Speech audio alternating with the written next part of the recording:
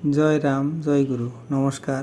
গল্প কথায় রাম ঠাকুর চ্যানেলে সব বন্ধুদের স্বাগতম। আজ আমি ঠাকুর প্রসাদ না পাইলে যে কষ্ট পান সেই সম্পর্কে একটু আপনাদেরকে জানাবো। তুই যে প্রসাদ পাস না, ঠাকুর কষ্ট পায়, এই কথাগুলি বলেছিলেন আমাদের পরম শ্রদ্ধেয় বিদেহী মহন্ত মহারাজ শ্রী শ্যাম ঠাকুর। প্রসঙ্গটিতে আসছি।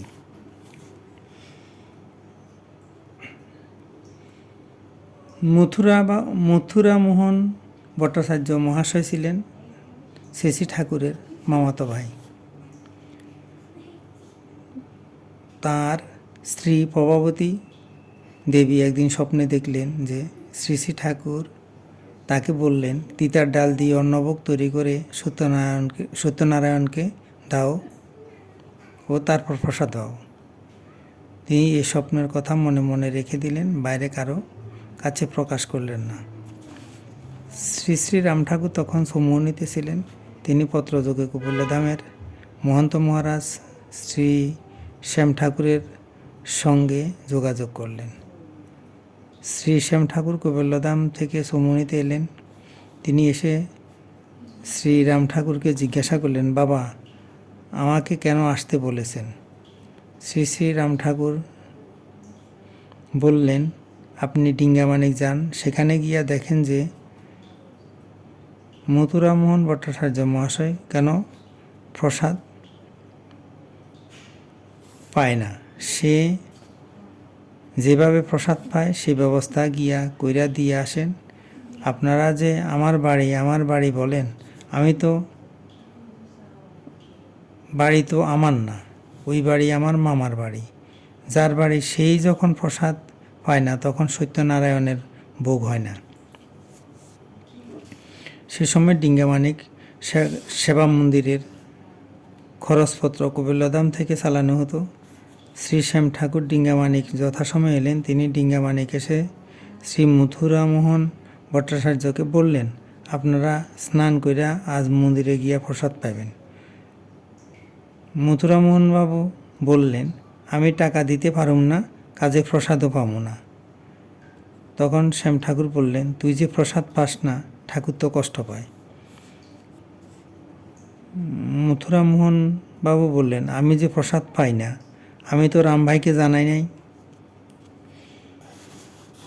শ্যাম ঠাকুর বললেন, সে তো এমনি জানে, তোমার জানানোর অপেক্ষাতে কি সে আছে? তখন মথুরামোহনবাবু বললেন, প্রসাদ পাইতে গেলে এই এক কথা সে এক কথা বলবে, আমি এসব সহ্য করতে পারব না। শ্রী শ্যাম ঠাকুর বললেন, তোকে যে যা বলে আমাকে জানাবি।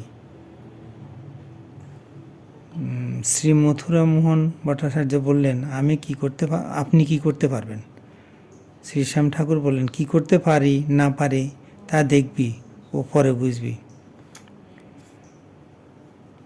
প্রভাবতী দেবী বললেন, সেই থেকে প্রসাদ পাওয়া নিয়ে আর কোনো কথা হয়নি। শ্রী শ্যাম ঠাকুর প্রভাবতী দেবীকে ওই সময় তিতার ডাল রান্না করার জন্য বললেন।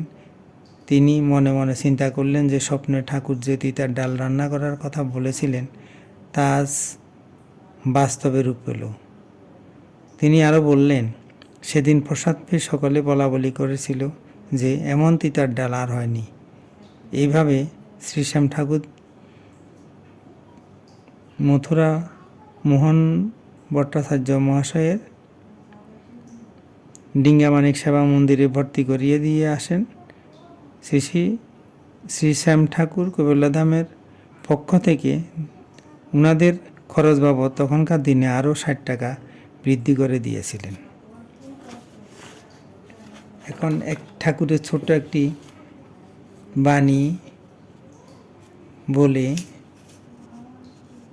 আজকের পর্ব শেষ করব। ঠাকুর বলেছেন, প্রারব্ধাদি ভোগ ক্ষেত্রে ভোগান্ত অবস্থায় কিছুই থাকে না, সকলই সম হয়। ভাগ্যক্রমে সকলই জোটে, এই জ্ঞানে সকল ব্যাগই সমভাবে কাটাইতে হয়। আজ এই পর্যন্তই।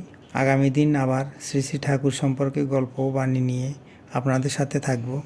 বন্ধুরা, চ্যানেলটি যদি আপনাদের ভালো লেগে থাকে তাহলে বেশি বেশি করে সাবস্ক্রাইব করবেন, লাইক শেয়ার কমেন্ট করবেন।